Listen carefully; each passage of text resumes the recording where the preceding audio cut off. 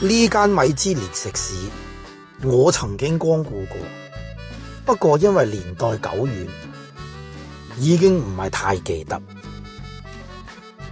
佢位於日東酒店地庫2樓，入邊環境優美。嚟之前已經收到佢嘅電子餐單，去到之後發覺仲有實體餐牌。佢而家仲係用人手落單。佢係酒店嘅中餐館，有好多特色嘅點心。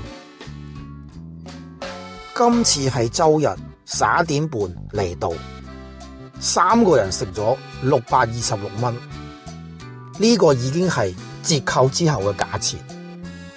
如果加入酒店成為會員，有呢個85折嘅優惠，而且係立即享用。而家我哋介紹一下菜式，一坐低就先開一壺茶，今次叫做壽眉。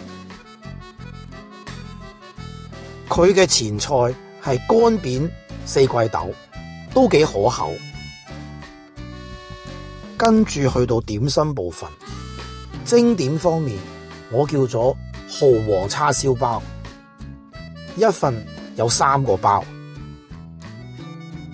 我主力是佢嘅招牌尾點，今次係帶子燒賣，帶子真係好大粒，幾爽口。日東小籠包放喺匙羹上邊，食起嚟好方便。脆皮流沙包，外皮炸到金黃，入邊嘅流心溫度啱啱好。精選部分我叫咗菜螃蟹鮮蝦餃，不過我更中意佢嘅蔥餅，佢有啲似咧北方嘅餡餅。呢個豚肉蔥油餅大家都好中意。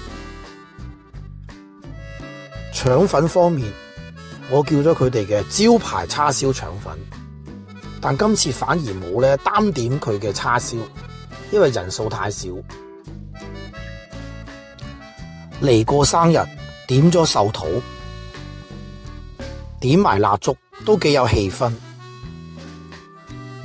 不過如果要寫生日牌，要早一日通知餐廳，呢一樣大家要注意。